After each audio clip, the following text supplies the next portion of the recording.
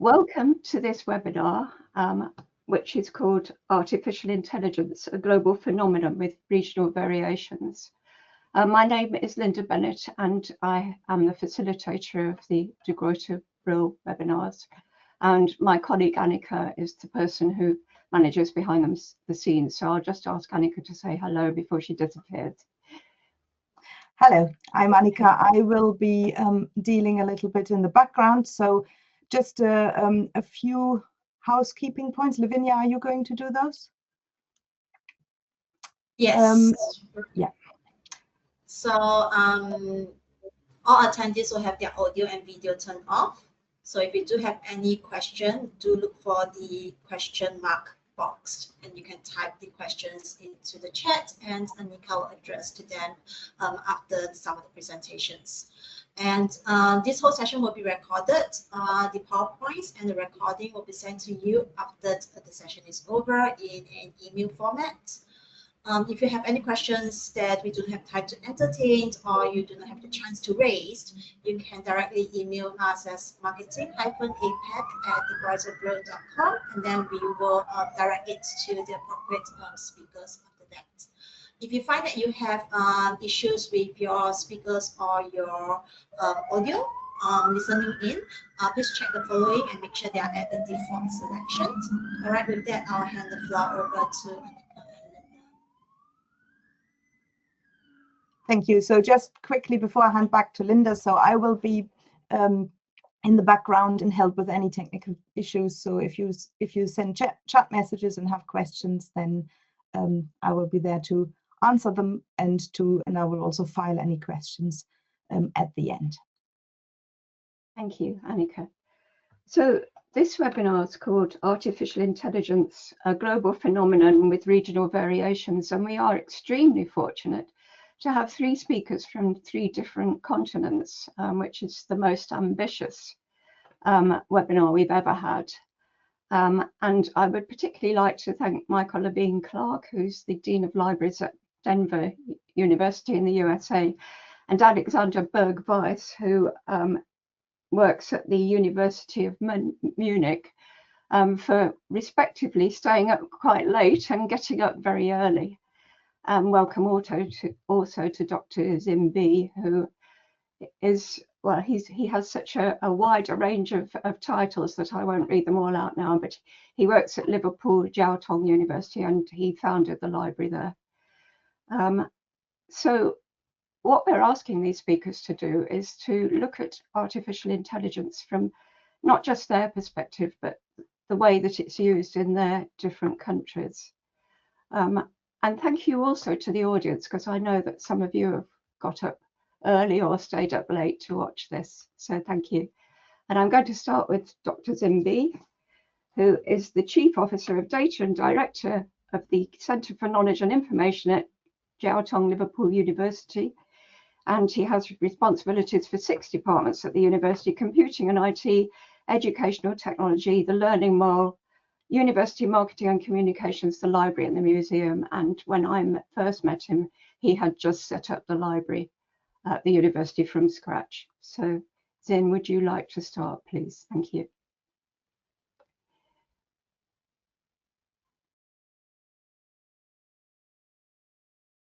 You're muted, Zin. You're muted.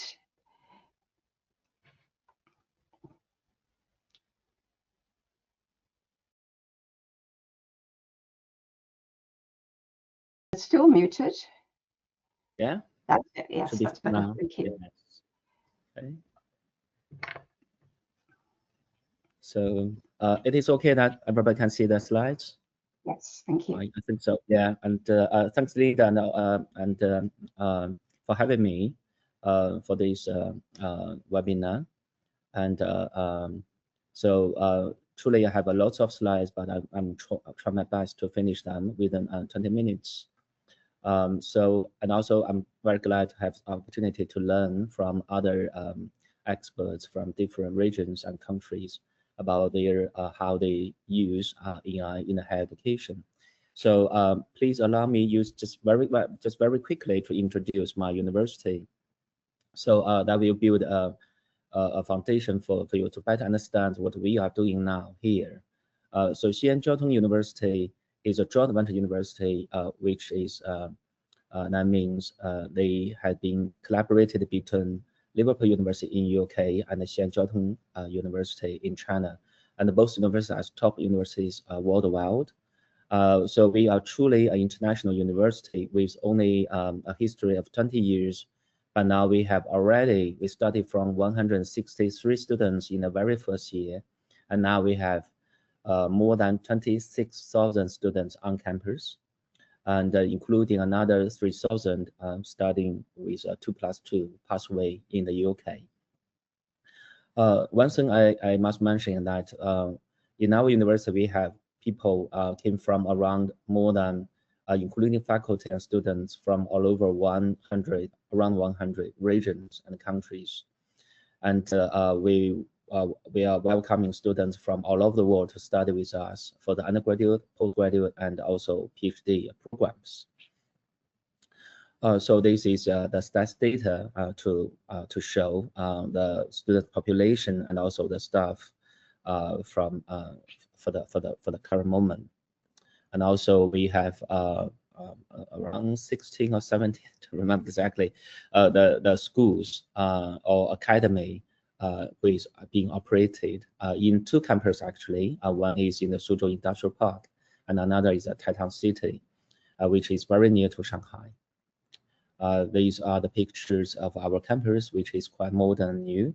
And also we are still expanding to buying more lands and also to build more buildings, for example, for AI, for pharmacy, for the semiconductor, and for the advanced materials, those kind of subjects. We are still progressing very fast. So just to like AI to introduce now with university founded by Xi'an Jiaotong University in China and the University of Liverpool in the United Kingdom.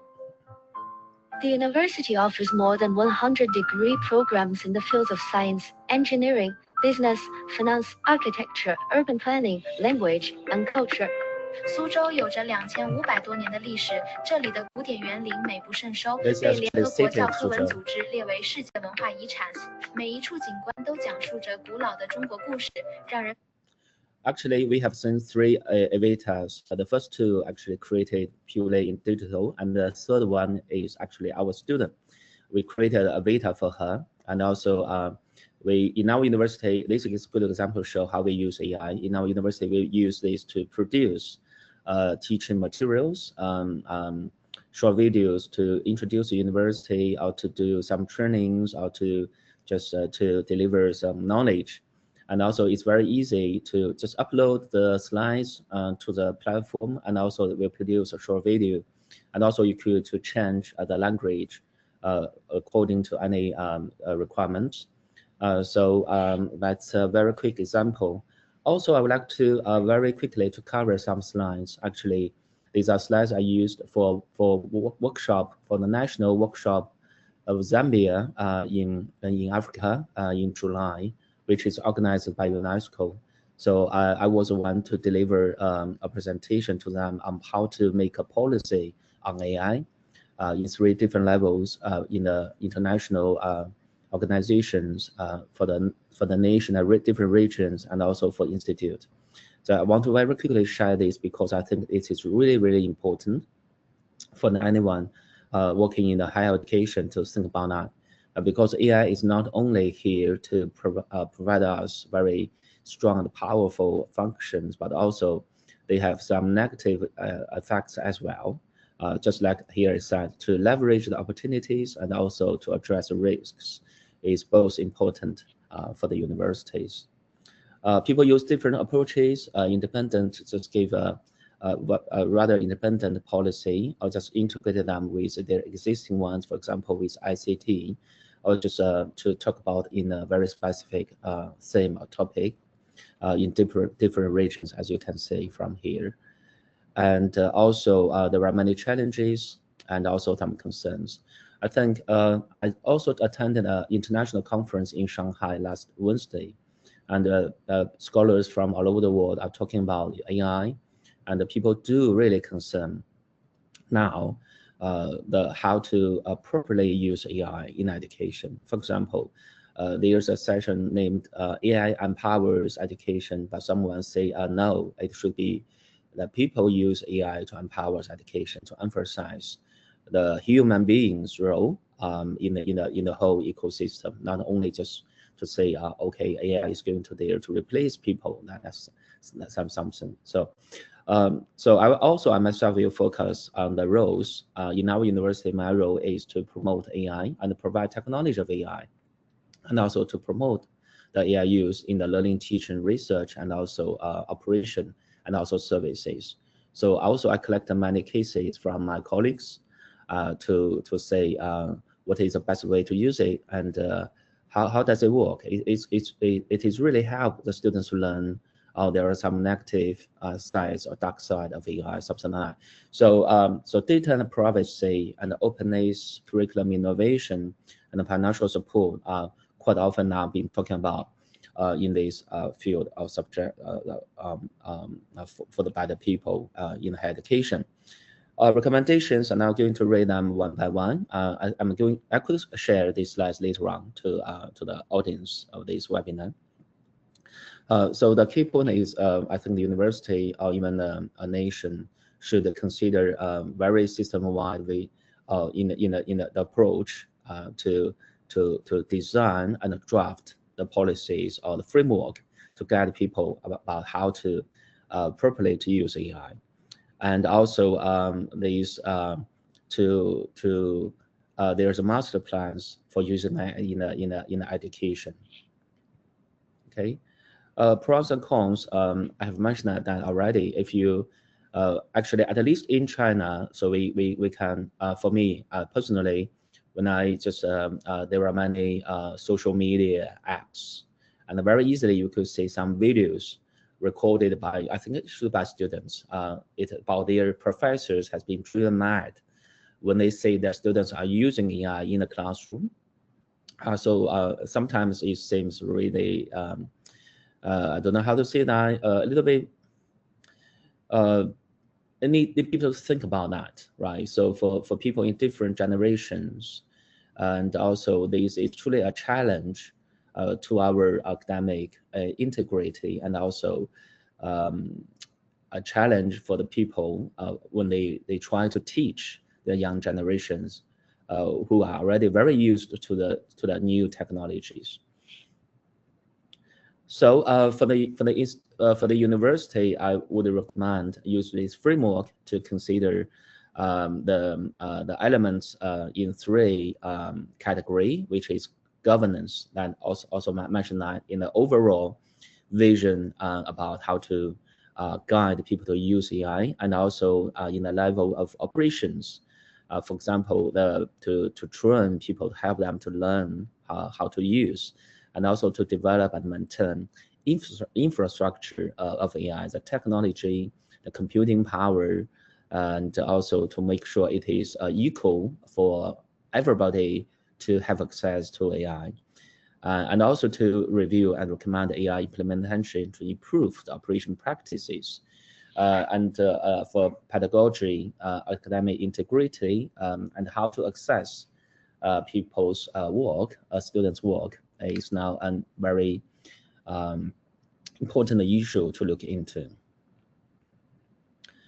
So there are the ethics. I think it's very important. I don't need to repeat it.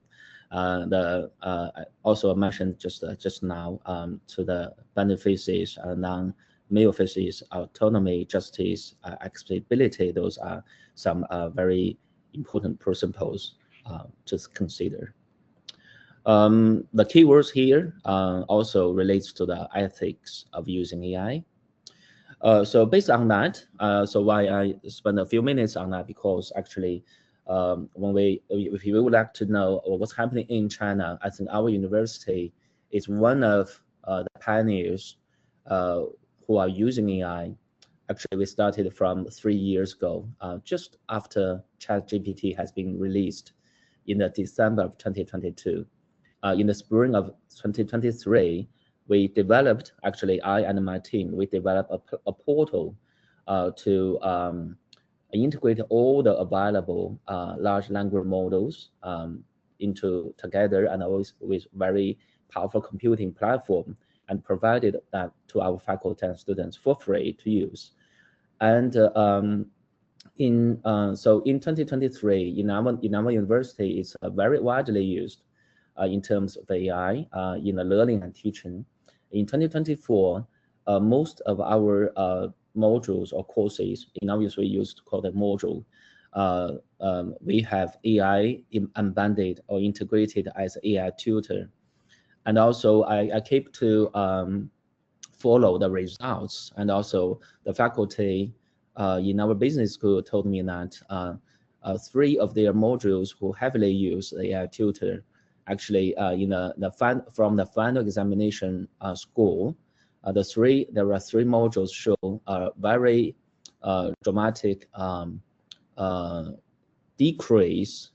They have a higher average score for the students and a lower failing rate. All right, so I think that's something very positive. But also, and my team will now do some research with evidence-based some experiments to say how did it work actually. So in our university also, in the end of 2024, we started to draft a framework called Education and AI. So please note that it's not AI plus education, it's education plus AI. And also we emphasize the key role of education itself and AI as a tool to enhance and to increase efficiency and efficacy of work. So in our framework, actually is a more like a strategy, includes AI governance, which will emphasize ethics, and also AI in education experience, how to use that in learning teaching, and also improve the students' learning experience, and how to be used in the research, and also to collaborate with industry, and also industrial collaborations and entrepreneurship, university organization operation, and also the infrastructure and the support. The support includes all the trainings provided to our faculty and students, and also we provide them to the public, which from the government, corporates, and also public around our university as well, and also from by the online training program. So I will skip this. So not only library, actually all the schools and functional units, they will think about how to use AI in their work. For example, Learning More, I think Linda have heard this for many years, that Learning More is a new ecosystem I created 5 years ago, and now in 2023, it has been awarded by the UNESCO as a digital pioneer in higher education.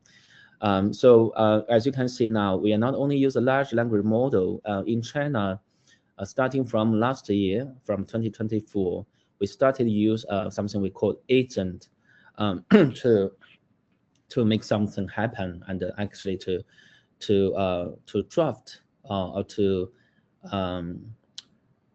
let AI to do something for people. I will show some examples later on. This is the actually diagram I drafted as a chief officer of data for this university. As you can see now, we use AI for education, for research, and for management services, which is a middle layer. This is a guideline I use to guide all my teams for them to focus and also to work with AI. All right, so then we just go to the level of the library as a department, how we use AI. And also I would like to say what we are doing now. In 2023, I have been invited for many conferences in China. Some of them are library conferences. I introduced how we use AI in our university. By that time, we are in a leading position, and what I talked, it seems very new to the audience. In 2025, I think all the things I show on this slide is a common thing in the Chinese university libraries, and also by the in the learning and teaching by many faculties, and also students use them a lot, right? So I think in the library, we are we play a very important role to facilitate research. So so I myself, I'm looking into more cases in our university. That means AI can truly to do the experiment for people, for example, through the form of a robot, something like that. But that's something still under developing. So what we could do for the research now is that previously people will use a library database to retrieve the academic articles, and people will read them by themselves, and then will draft literacy review, and also they will generate research ideas based on those literacy they have read, and they will design the experiment by themselves, and also they will need to check and examine the data. So I think nowadays those kind of things could be done by AI in a better way, and also to save a lot of energy and the time for people. And also, right, the negative effect is that if a factory truly just let AI to do everything, and they do not read by themselves, so they have totally no idea about what's in the article. That's something also need to be avoided. So I'm trying to talk about to use AI as a co-pilot, as a helper to facilitate, to reduce the time to be wasted. So for example, here we use AI lab AI chat to answer questions online. So when our colleagues, we used to have an online chat, the people sitting in their office, but our student faculty could talk with them via our online chatbot. And now we use AI to answer questions on the 24 hours and 7 days a week. So at any time, anywhere. And also to read the articles, we use AI chat PDF, could very quickly to summarize the key points. And also you could talk with PDF. You ask many questions, and AI will just find the answer based on the article for you. And to check all the databases and search our databases and to cite, and so I will show you more examples here. So as you can see that the gray box means that what we have in the past, and this purple and the blue box means that we have already enhanced those functions by using AI. Right, so these are some very quickly to show some examples to see how we going to do that. For example, we use agent. If you to provide a search function, AI re-engineered a search function to our users. So we use a lot of different agents. They will look after different functions. For example, agent 2, they will search in our Discover. That's EDS Discover from EBSCO, and agent 4 will search our e-journals, and then we will get all the results back and put them together and then feedback to the users. For example, is an example here, right? This is called, actually, as you may know, is Markdown. That's how we talk with AI agent, how you organize information and feed that into the AI. This is the short video about how it works.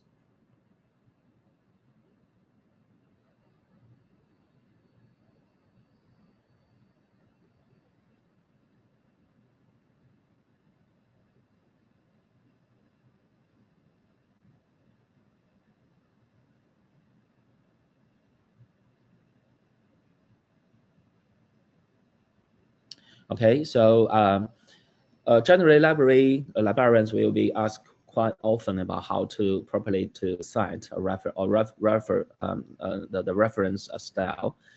This also is a quick example.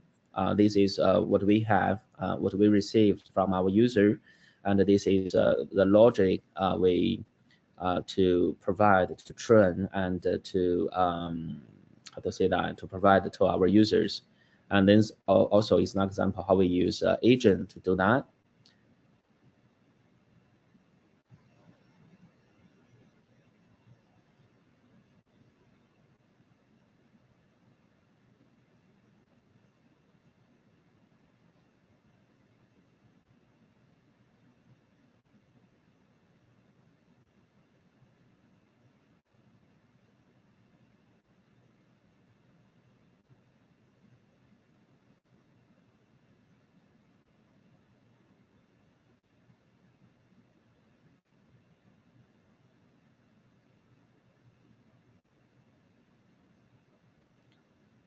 Okay, so yeah, so use 1 minute to conclude. Also, the literacy training is very important. Now we focus on the AI literacy here, and show this is a roadmap my colleagues or team drafted for different group of audiences, the undergraduate students, master students, PhD, and also our faculties, and also lifelong learners. And there's a posters we used to have in the past to actually, I think a library could play a very important role to promote, as we did in the past, to promote what is the right way to use AI and how to use that. We can play a very important role in that. And this is our university's AI Learning Day that organized by my team, actually. That's a regular workshop. As you can see that from each table, we're not just one presentation, we use the table, the people, faculty in our university who has done something very good will be the people to share their practice. And then others, we will rotate from different table to learn how to use that. So gradually, we will build the capabilities for our faculty and students to use AI. Okay. Yeah, I think that's all for me to share for today. Thank you. Indeed, thank you very much indeed. That was a masterclass in how to use AI. I'm going to take questions at the end, but I'll just ask you one question before we go on to the next speaker. You said that Liverpool Liverpool University was a leader. Are other universities in China going to try to get up to the same level of using AI that you are? Would you say your approach will be generally adopted in China? Oh yeah, yes. As I said, in 2023, we might be one of the in the very leading position. But in China there are many very good nation-owned universities. For example, Peking University, Tsinghua University. So once they started, they will do far more better than us because they have very rich resources and funding. So what I presented today is very common now in Chinese universities. So we are now the best one. So we are just one of them. Thank you very much. It was very impressive from a Western perspective. And please come back for the question, or stay for the questions at the end. So our next speaker, because we're going around the world from east to west, is Alexandra Berg-Weiss, who studied computer science, psychology and philosophy, and works as a software developer in the university library at the University of Ludwig Maximilians Universität in Munich. And he's going to talk to us about a specific way of using AI, which actually gives it a moral purpose as well. So Alexander, would you like to start your presentation? You are muted, Alexander, at the moment. Yeah, thanks for me presenting here. So I'm talking about what seems at the beginning more like a niche, a technical niche topic. But if you think more about it, for me, it's shaking the foundations of libraries, actually. And I'm talking about are libraries open for certain people or for everyone and everything. So the publication of data, articles, images, and other materials should be open. This is something like most libraries in Germany or Europe claim and want to achieve. And they're usually having many repositories which provide open data, open journals, or open access articles. So why we are doing this?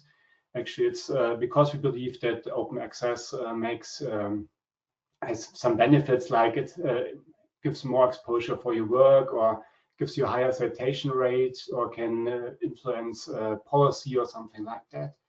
And also open access is part of like a bigger goal. We call here open science, and like to have science that is reproducible, or that is open for everybody, also for citizens, not just for researchers. And even to achieve this goal of open science, we also have like a lot of open policies and invest a lot of work in having our materials or our content at the library as open as possible. But in reality, sometimes if you want to try to access this open content, you see a site like this, it's the content can't be reached. And I'm going to talk now why it's happening. So usually some people claim that libraries are under a DDoS attack. A DDoS attack usually is something which criminals use to kick a site off the internet. They're producing a lot of traffic and trying to overwhelm the web servers so that they can't deliver any more content. And sometimes this happens to libraries, but it's not quite the same as this malicious DDoS attack. It's something more like you have the traffic is sometimes only hindered to a certain degree. The traffic is not really it's just slowed down or is trying to comprehend. And another point is that these harvesters who are accessing our traffic are just accessing the traffic at the weekend or on out of working times. And the number of requests is changing over time, so that we have concluded that it's not a DDoS attack which causes the outage of our services, but it's a massive traffic caused by AI bots. And usually these AI bots behave like normal user access, like you can't make a difference between some human who is accessing our content and an AI bot who is accessing our content, but the amount of requests is quite high, a lot higher. For example, like we have like a repository, we had recently over 1 million requests per minute from an AI bot and from over 100,000 IP addresses. And so it's hard for our servers to deliver the content. And actually, also a difference to the DDoS attack is that these AI bots are not malicious in any way. They just want to scrape the content of our websites, and they are not trying to exploit some security holes or something like that. Just interested in scraping or harvesting the content. And usually, the explanation is that the AI bots collecting the data because it is used for training the AI or for quality assurance or something like that. But that's not really sure. We are a lot of questions because the AI bots don't need actually to access our content because they are like on Hugging Face, we have like training data en masse, and you don't actually need to access our data, but still it happens, and we're not sure why it happens. One common explanation would be that the AI bots are scraping our websites for the content. And so, yeah, there's a survey from the QA, just the Confederation of Open Access Repositories, with the question: have any AI bot encounters resulted in service disruption? And more than almost 50% said that yes, it resulted in a service disruption.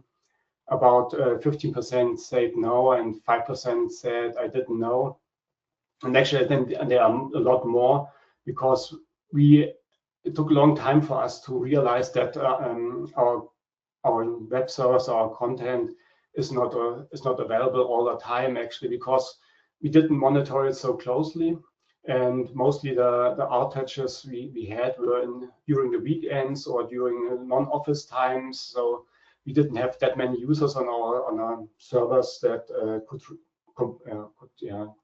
file a request that the service is out. So I think that's a lot of more going on than just this 45% we are seeing here, but still it's a lot that almost every second library says that the repository isn't working as they were supposed to be. And that's because of AI bots are scraping the content of the repository. And lately we see this also in other other areas, like also like newspapers are reporting about it, but still libraries are hit particularly hard by AI bots, and there are some reasons behind it why libraries are hit particularly hard. And one of them is that we have well-curated content. Like you can see here, one of our faculty libraries, and students are queuing up to get access to the library because we have a lot of content there and want to access it. It's the same with AI bots. I think we have well-curated content, and it's very interesting for them to use it as training data. For example, we have a lot of language data, which is very well curated and very deeply connected. And another point is that we often have in open licenses, so you can use our content for everything, and you don't have this legal issues we often have with other sources. So it's another point why AI bots are also scraping library content. Also, extensive internal linking is one cause of it, because like you can see here, one of our repositories, we have like about 50, in this case 220 images in it, but we have also others where we have a lot more. But we have a lot of internal links, and for the AI bots, they're very stupid. They think there's not 20 items in it because they are linked extensive. For them, it seems like there are 200,000 items in this repository, and so it becomes much more interesting for them. Or if you scale it, we have also like language data where we have millions of data sets, and if an AI bot sees it, he thinks it goes into the billion data sets we have in it, and it's just a few millions. And so it's also why it makes it so interesting for the AI bots to harvest it. Another point is that the repositories we have at the library are not that well staffed like major repositories in the private sector, which usually have a lot of people who are administrating the repositories, a lot of system administrators, a lot of resources, a lot of money was put into repositories. In libraries, most is like we have don't have that any money, or at least not that many personnel at all. But also, like, putting more resources isn't always solving the problem. For example, we tried also to increase the amount of resources one of our servers has. We almost increased it by 40 times. So it doesn't help that much, because there's just more traffic coming to it, and the resources still get used up. And so what are the solutions for this? Because we don't want to have service disruption at our libraries, and we want to be our content available all the time, and want to be it open. As I said, more resources is always a solution, but I think libraries are not especially given a lot of more resources to keep the content open, and in the moment it's more like the budgets of libraries is getting cut. So I think that's not really the solution. As I said before, that the more resources you put into repositories, it's just more AI bots coming, and you still have the same problems, just on a higher scale. Some people already think about withdrawn metadata enrichment. So one reason why AI bots are scraping library content is that we have a lot of rich metadata, and some people are thinking just to reduce or not publicly make available all the metadata they have for their content, because it attracts the AI bots. But I think that would be a lot of would backfire to the libraries, because that's something we stand for. We have well-curated content, and if we reduce the curation of the content, our purpose is not there anymore. Another point is, I think it's very special to the EU, but there would be a judicial route. We could sue the users of AI bots, but it would be a very long way, and it would be like almost like a fight against windmills, because a lot of AI bots, you don't even know who is the user of them, or who's the one who's implementing them, and some of them are like big companies, and even not who don't even have a true place in Europe. So it's not even possible at all for everything, but it would be one solution probably. Another thing I think most libraries do is the ostrich strategy, just put their head in the sand and just ignore the problem and live with the outages of the repositories. And another thing which even most libraries do is restricting access. For example, yeah, also like a lot of software which can detect their iBots, which is working quite well, but even if there's a lot of traffic coming from the iBots, and they even stop working again. And also, which for us, which is really the only thing which works really, as we see, is manual work. If we see iBots coming, we are just blocking them manually, which also results sometimes that we block whole countries from accessing our content, sometimes even whole continents, because there's so much traffic coming incoming there, and it's not special to one country or something like that. The traffic origins changes all the time, and so lately we, as I had said before, we had an example there. 100,000 IP addresses from South America attacked our servers with over 1 million accesses per minute, and just the only solution to have to provide our services was to block entire IP spectrum of South America. And that's something a lot of libraries actually do. And some, I think, are not even aware of it, because it's done by the central IT, which has firewalls in place which do it automatically, and the library doesn't even recognize that they are blocking people from accessing their content. And so, how does it relate to the topic I discussed before, that libraries should be open? And it's something which contradicts it very, very hard. So libraries should provide their content open, and if you're blocking users or iBots from accessing our content, it's not that what they want, but actually you're forced to do it. And even we are blocking not just probably unwanted accesses by iBot, but also desired accesses. And this is another slide from a survey from the Quora community.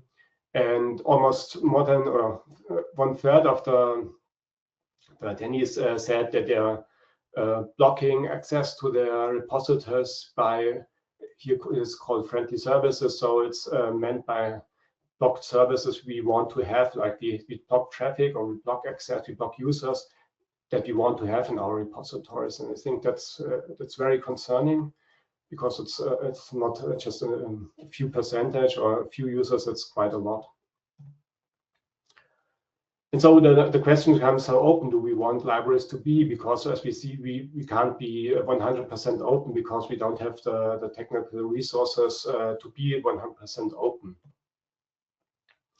In a short digression, I want to talk about publishers. They also have the same problem as libraries do, but they are also blocking the access more aggressively.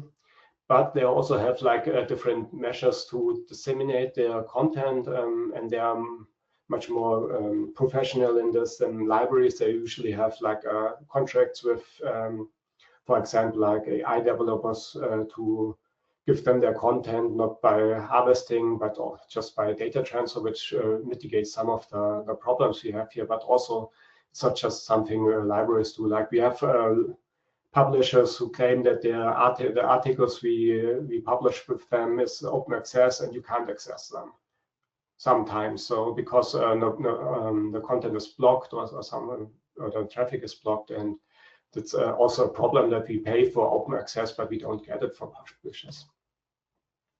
So as I said, the question is not how open do we want libraries to be, but actually at the moment is who or what do we want to block. And I had also a survey in Germany. I don't want to display the full service, but it's some question I asked what services or what traffic should we block, or what's unwanted access. And one question was which unwanted access is somebody who collects training data for AI models, and actually almost 20% said that it's that they would want to block this kind of traffic. And if it's asked is collect training data for commercial AI models, even more people said that they want to block the content, the AI bots or the traffic.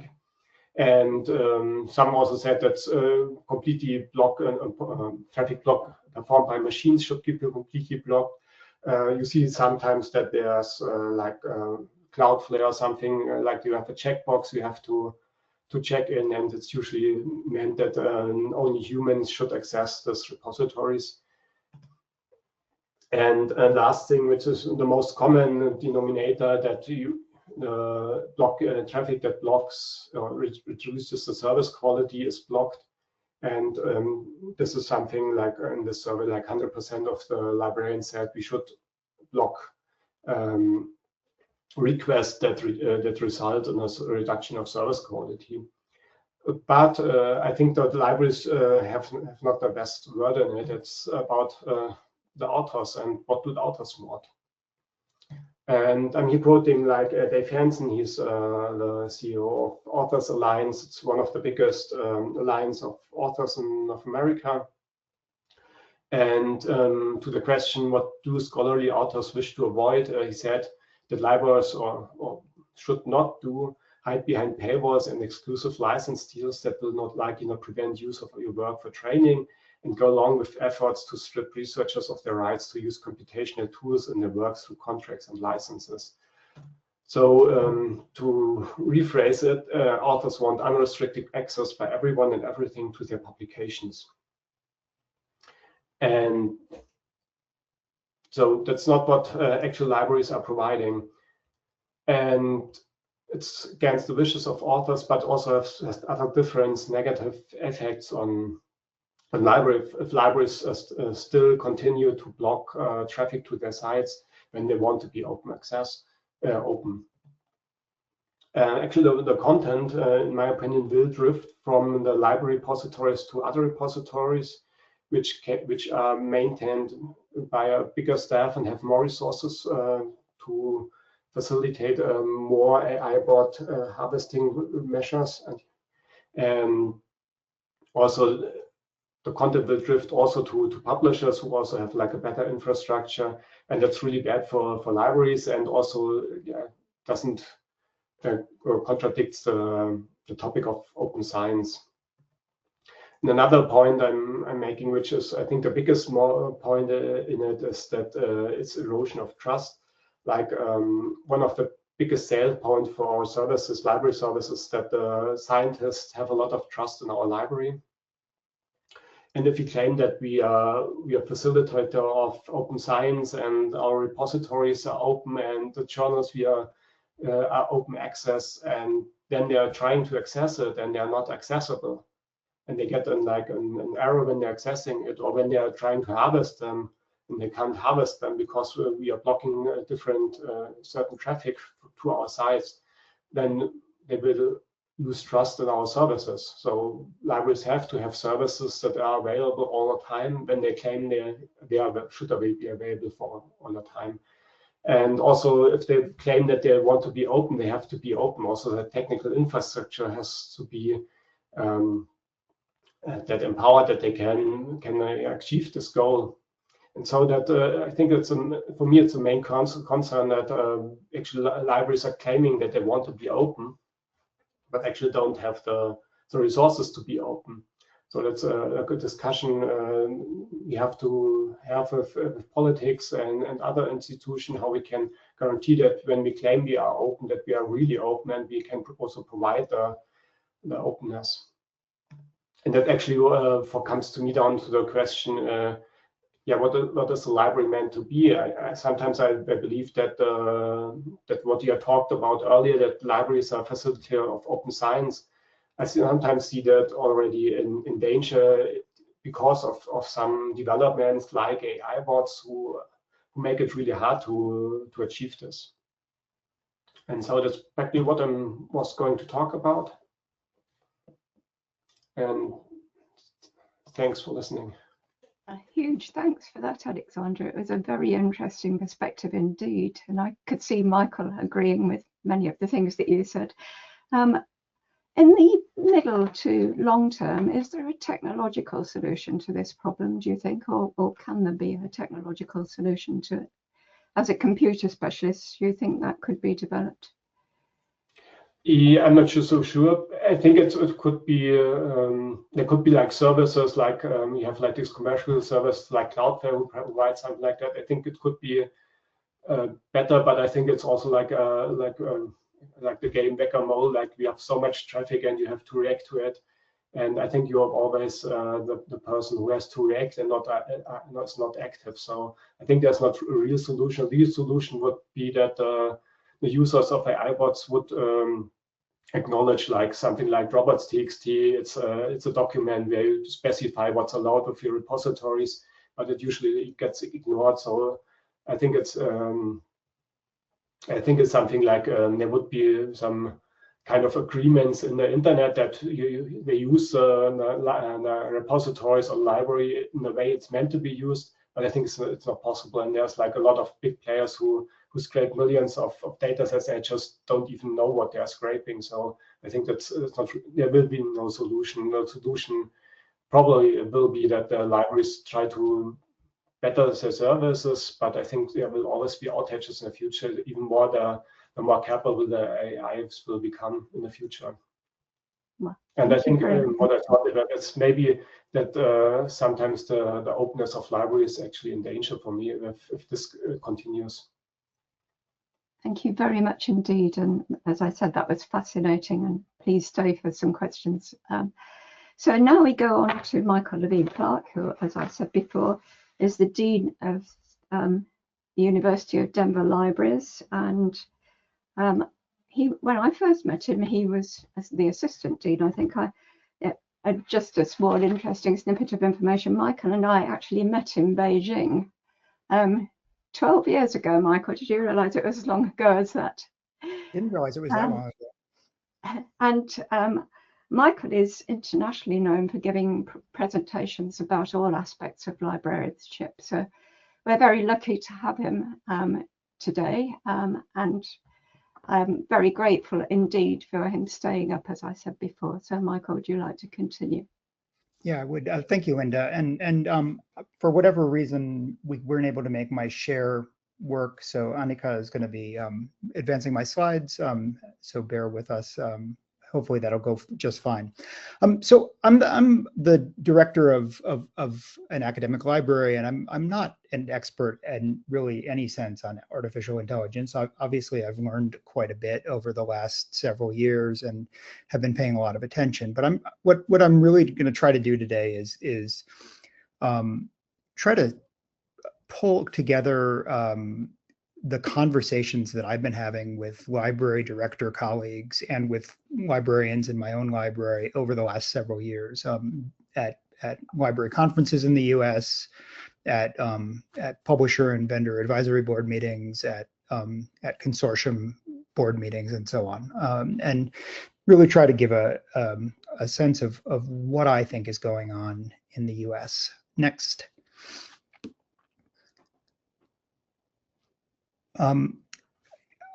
When I talk about U.S. higher education outside the U.S., I think it's important to remind people that we have no sort of central standard for higher education. We have different accrediting agencies across the country. We have 50 states that run higher education in different ways. We have a mix of public and private institutions. We have almost 4,000 degree granting institutions in the country. And, you know, sort of to add to the confusion, we also have a presidential administration that is intent on destroying higher education and research in our country. So that's another thing that we have to deal with at the moment. And actually, it's probably worth dwelling on for a minute in that every institution from Harvard on down is seeing budget cuts to the extent that we've never seen before, right? At these really giant wealthy institutions. And that's impacting libraries, and I think it's impacting our ability to try new things. And I think we're even seeing sort of a pullback on transformative agreements and as we break apart our big deals and sort of retreat a little bit in our investment in our libraries. Not directly related to AI, but I think is probably factoring into the way, into our ability to innovate and to try some of the things that are being offered by vendors. Next. One of the things that's been really interesting to me is thinking about the different levels of understanding of AI across institutions. And my institution is investing in AI. We have faculty who have been hired specifically to work on AI. We've got a minor being offered in AI. We've got many courses that focus on AI. There's definitely an institutional investment in AI, and yet at the same time, our student honor code, which governs it governs students in terms of what they can get punished for, doesn't really fully understand AI. Next. So there's a long statement here about statements, but I think the part of this code and this is a paragraph in a 30 or 40 or 50 page long honor code.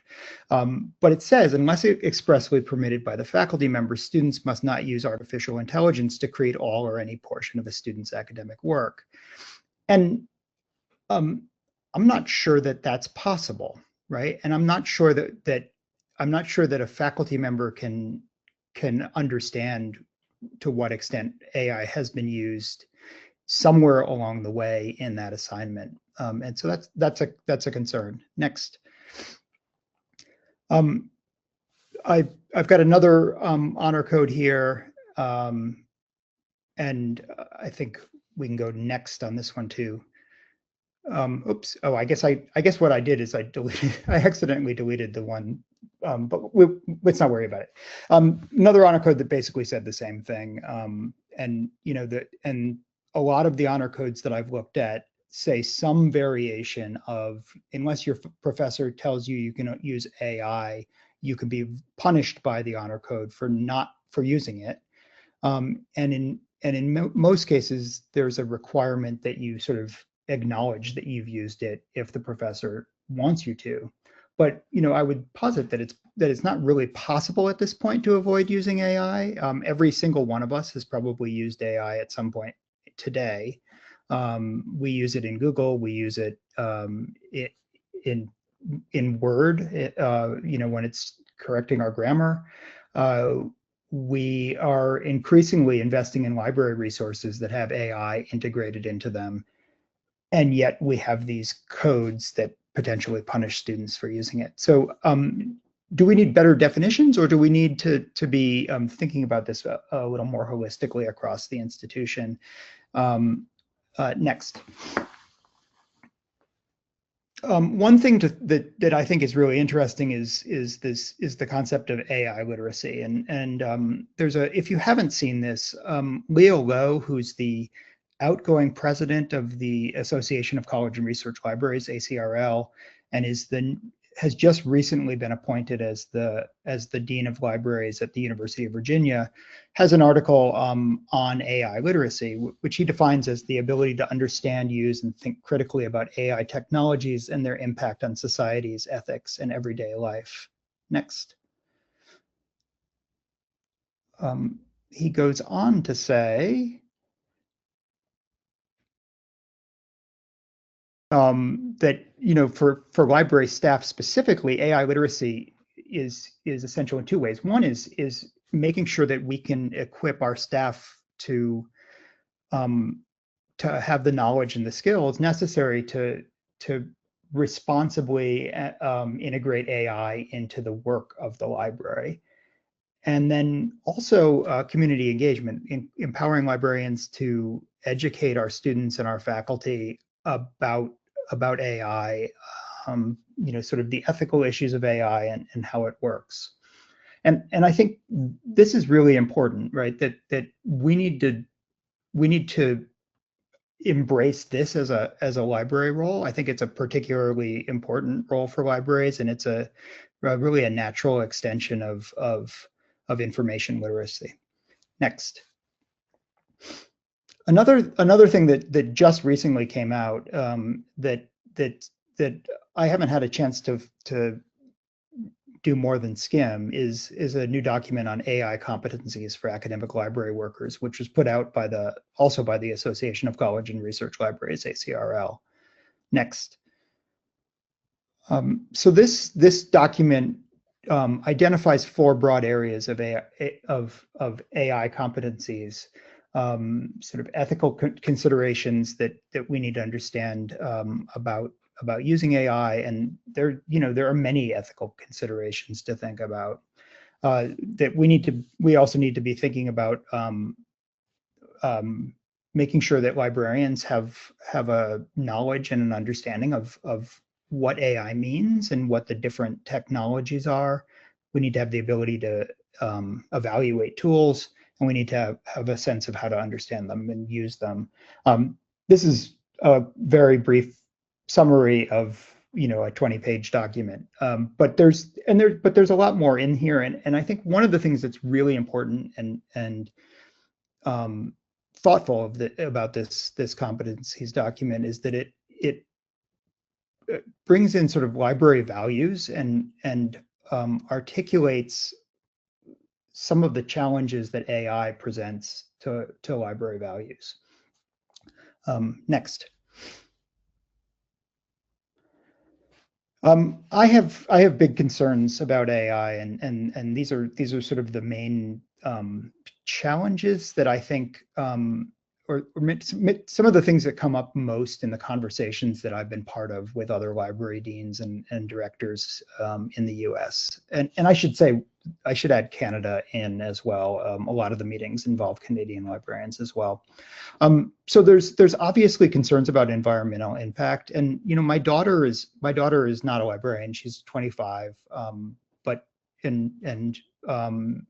is a student and won't use AI, right? She will not use any of and of course she's using it sometimes without knowing it, but she's intentionally not using ChatGPT or any of the commercially available models, because she thinks that it's irresponsible from an environmental standpoint. And I don't think that's unusual for our students, and I know it's not unusual for the librarians that work in my library, right? It's a really big concern, and I think we need to be really cognizant of the damage that these large data farms can do. There's, I think, really important considerations about author rights and making sure that we are respecting those rights, but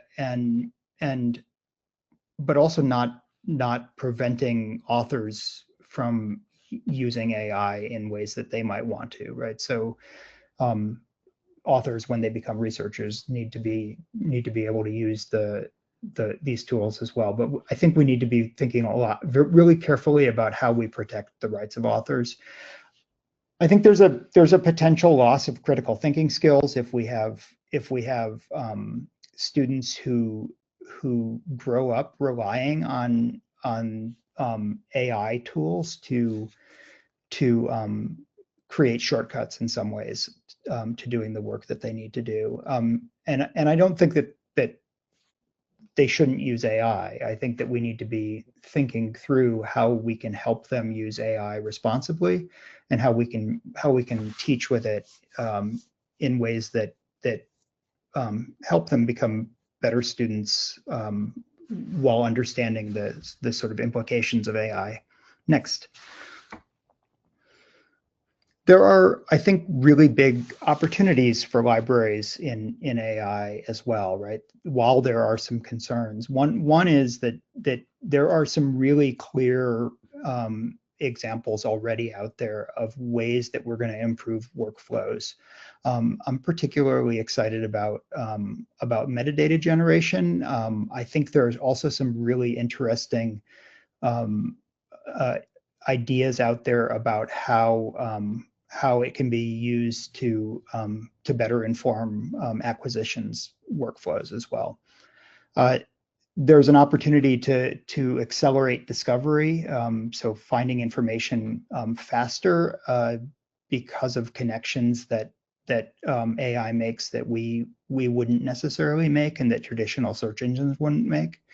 And then there's the ability to have deeper understanding of content as we run it through some of these tools.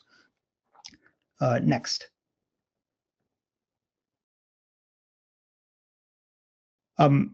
So just a couple of examples of some of the resources that are out there. I've highlighted two. There's the JSTOR Digital Stewardship Services, and they've got a tool called SQLite. And if you haven't seen it yet, you should schedule a demo. And no, I don't work for JSTOR, but I think you really should book a demo with them. And Almaspecto, right? This is a tool that Ex Libris has developed.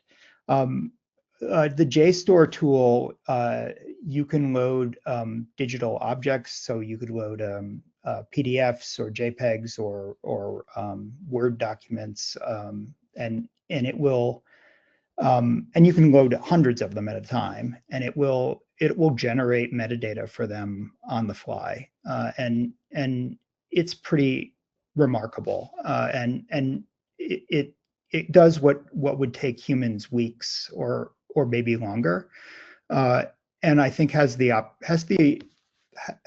potential to completely change the way we think about processing our digitized special collections. There has to be human interaction, right? It's not possible or it's irresponsible at least, to rely on a tool like this to create metadata that we don't then vet in some way. But I think with some human interaction, it can improve workflows dramatically. Almaspecto is about acquisitions workflow, among other things, and you could I think probably do a much more sophisticated analysis of the types of resources that are likely to get used and do predictive analytics about whether a book or ebook, for instance, is going to be used if you purchase it. So I think there's certainly improved efficiency with these resources, and there's the potential actually to answer questions that we might not have even been able to answer before. So for instance, you could load you could digitize a bunch of the yearbooks from your university archives that have pictures and captions, and then you could run through the backlog of uncatalogued photos from your university archives, and I bet it would identify people that have never been identified. Sort of scary, but also pretty exciting. Next. There are also multiple examples out there of discovery and AI being integrated into them. So Scopus and Science Direct and Web of Science have all got these things that they're trying to offer us. The demos are pretty cool, right? It's clearly enabling discovery in ways that we haven't been able to do so far. So sometimes faster, sometimes building connections that we wouldn't have been able to make on our own.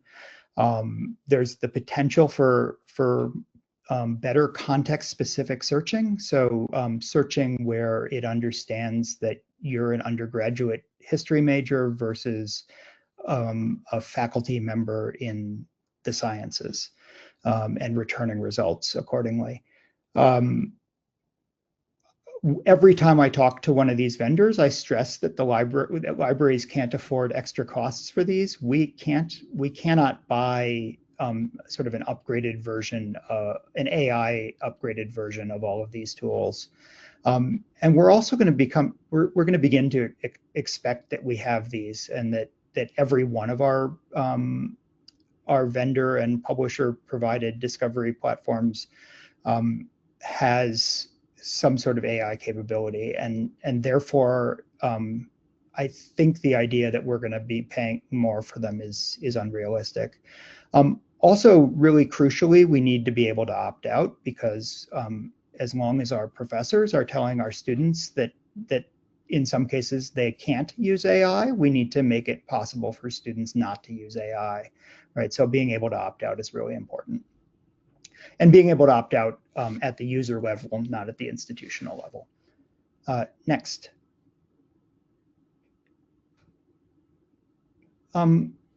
There's also sort of deeper integration of AI, and this is really exciting, and maybe something where we actually would pay for this in some cases. I've got an example here from Science Direct and an example here from JSTOR, where you can essentially communicate with the text, and some of it is really basic, like it'll provide you a brief summary, or it'll translate a text, or it will simplify a complex scientific text into terms that a first-year biology student could understand. And some of it's more complex, where you can actually have sort of conversations with the text and understand it at a deeper level.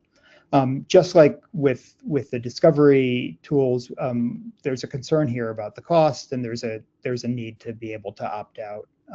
But these are things that are pretty exciting, and that it's hard to imagine that every library won't be investing in at least some of these in the very near future. Next. I've been thinking about sort of traditional library resources quite a bit recently. We've been canceling a lot of things in our collections. We've had pretty big budget cuts in the last year and a half. As I mentioned, the U.S. government is messing with higher education in ways that are impacting every institution. So we've been cutting things that we've never really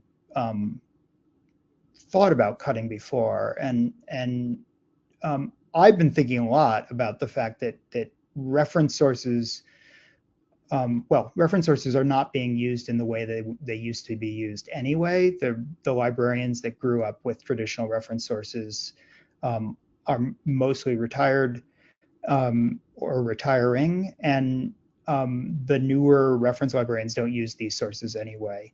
But I also have seen some demos where AI seems to be able to create reference sources. It can certainly create definitions and bibliographies. I think the era of high quality reference sources that we all buy, I think, is over. I also think that we will no longer need subject focused A&I tools. I think that those are going to be replaced as well with the sort of stronger ability to limit by subject and to do sort of sophisticated subject-based searching within general discovery tools. And I think that's my last slide. So I'd be happy to take questions. Huge thanks for that, Michael. It's very thoughtful and very interesting. One question from me before we ask the others to come back. Has anybody, to your knowledge, you're getting some claps, has anybody, to your knowledge, any student at your university actually been penalised for using AI? I don't know, actually. I mean, I'm fairly certain they have. I'd be surprised if they haven't, but like, I don't get, there's not the student honor code violation cases are confidential, right? So they don't get reported out in any way, but it's hard to imagine that there hasn't been a student who's violated the code. And there are legitimate ways of violating that code, right? So if the faculty member says you can't use AI, I would say that searching Google and using the Google results to help you find information is not, it's not in violation of the spirit of that code. It might be technically in violation. But if a student goes into ChatGPT and asks it to write their paper, that is clearly in violation of an honor code, right? And so I think, and I'm certain those things have happened, right? And it's hard, it's impossible to imagine that they haven't. Thank you. So Alexandra and Zin, could you come back, please? I hope you're still there. And if you unmute yourselves, both of you, I know that was a real treat. I mean, that was one of the best webinars we've ever run, I think, and three such very distinguished and very different speakers. We don't appear to have any questions from the audience. I mean, as I said, we have a very small audience today. You'll get a much bigger audience eventually. But because our title was, it was a global AI is a global phenomenon with regional variations, and I could see the regional variations in that. I'm sure everybody else who watched it could. But do you think that you've learned anything from each other? Do you go away with a different perspective, having participated in this webinar? So can I ask you first, Zin, have what Alexandra and Michael said made you revise your views in any way? I mean, you're right. very well on with using AI in China, obviously. I think, right. I think, as you may know, that in China, we people might be more easily to adapt new things and to make change.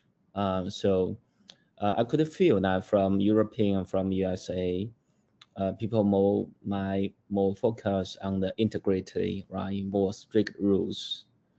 And here, I think it's the same, but I think more or less, we are more active in using it and put it into use for the delay on a daily basis.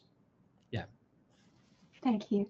And Alexander, I mean, yours was probably, if I may say so, and I'm saying it in a good way, yours was probably the most negative of the presentations. Could you see some possibilities in what Zin said? You're muted, by the way. Thank you. Yeah, sure. Actually, we are using also AI at our library, and we use it for different purposes, and we use it since years. But still, I think it also has some downsides and it has some upsides. I found the presentation really impressive, especially from QB, from China, what they are doing. Like, we are not that fast in adapting it. We have some of these services, but they are like in their baby shoes at the moment. And we still have to go a long way to fully adapt AI. But for us, AI was always a topic actually for me since 20 years. We use since I think 2007 was the first time we used AI for digitizing or doing OCR on our digitized content. So it's nothing new. So what really new is for me is large language models, which I think have for me some really negative implication. They have some really good use cases. I also use AIs daily, but still there are some downsides with it. And I think even for libraries which want to be open, it has like a lot of negative consequences. We also have this like in politics and stuff like that, where it can have certain negative consequences when you use a lot of AIs. So I think it's worth about talking about it, that it doesn't get neglected in all the praise we have for AI at the moment. Thank you. Michael, you said you were a novice. I don't think you were quite a novice, but did you learn some things you'd like to try or some different perspectives? Yeah, I mean, I think it was it actually it was a great mix of presentations, I think. Right, going from an institution that has integrated it, sort of homegrown AI in really deep ways, sort of doing things that so my institution, I don't have a large enough staff to even begin to do that sort of work locally. Like we have to pay a vendor to do it. So that's, I think, an interesting difference. And then, you know, Alexander's presentation, I think, made me think quite a bit about sort of the contradictory impulses that we have as in libraries, and that and maybe unintended consequences is probably the best way to put it. That the fact that we're committed to open, and I think, you know, we are too, and yet doing things that contradict that commitment. That was, I mean, there's a lot to think about there. Thank you. So we have got a couple of questions now. For Xin mainly, are there LLMs used in China that have been trained on Chinese culture, language, and so on? So do you experience biases, the sort of biases we hear about with apps like ChatGPT? I think what they're saying is, does China have its own resources because ChatGPT is global? ChatGPT is I think the first one released. So I probably is the following, but if you pay attention to AI development worldwide, you will know that in the early of 2025, there's another Chinese large language model called DeepSeek, which actually has been installed by 110. Sorry, I'm always struggling with the numbers.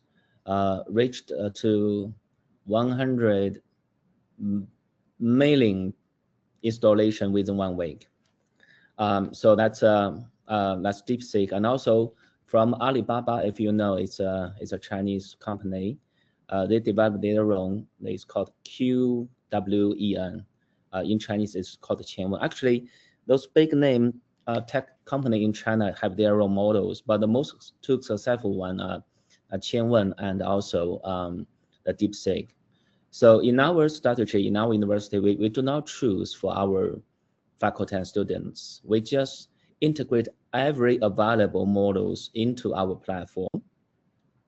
And the faculty and students we will choose because also I forgot to mention, another one is ByteDance, the mother company of TikTok. They also have a very good one called Doubao in Chinese.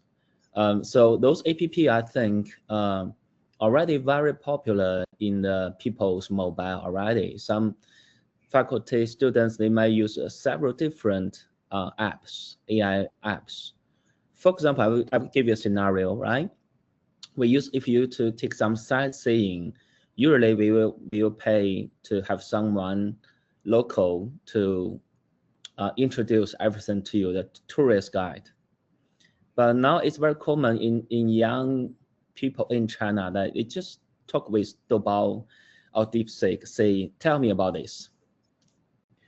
So that's something already happened. So in China, I think now we have even more diversified models than which has been provided by US, and also even some of them is open source. That means people could freely use them to deploy them locally. For example, DeepSeek and also Qianwen. We not only integrate the online version, we also deploy them on local server in our university. So that makes it very deeply integrated with our IT software systems to work and to implement some functions. Yeah, I hope that answered that question. Yeah. You did. Thank you very much. And someone else says, apart from AI products and products that have AI integrated in them that libraries buy, in what part of librarians' operations is AI being used by the librarians themselves the most? And has it resulted in efficiency? in the most efficiency. Are you able to answer that, Alexander? You've done a lot of work on AI in libraries. So which products have resulted in the most efficiencies in libraries? Sorry, it was a bit convoluted. Yeah, actually, we also run our own models, and we use it to create metadata for some of our content. And I think that's helped a lot in reducing like the workload on the library. And also, like, we use it like for translations. We usually now we always write everything in English and translate it back in Germany to German. It's also like a big help for us, because we have usually in the past we did have somebody engaged who's translating it, and this is doing AI mostly at the moment.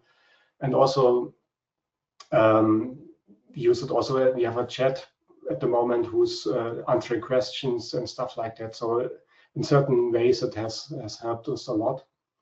But still, we have some quality issues when it comes to AIs. And I come back to the question before, like, we experience a lot of, not bias, but we have like this open source models, which mostly are trained on English language. And if you use like German content, the results are a lot worse than with English content. And there's not really a good open source model which reflects German language. There's one from Switzerland, but still it's a very small model. So we still have issues with the language if it comes to metadata generation, but at least there's really some really benefits. As I said, I use daily AI, and some of my colleagues do so. Yes. Thank you. And Michael, I mean, you've given us lots of ideas of how it could be used. Do you have any practical experience of how it's been used? Yeah, I mean, we've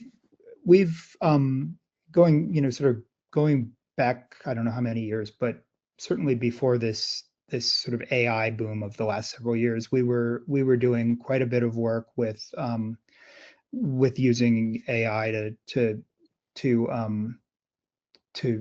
transcribe handwritten text from archives and special collections, and I mean, I think that has been very effective. I mean, it's not perfect, but it accelerated a lot of work that was taking forever. And and it's also the case that it's harder and harder to find student labor to understand handwritten text, right? So students aren't learning how to read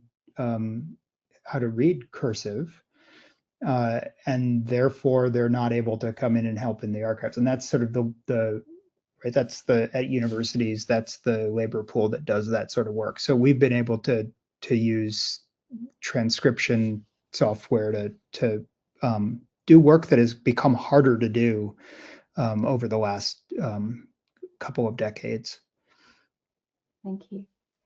And this is rather a light-hearted one.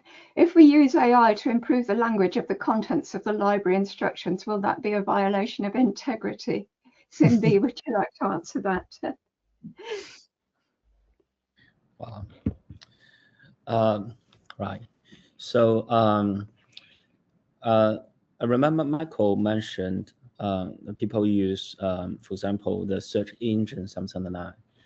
I think in a university, it's not a new thing that students will always copy and paste.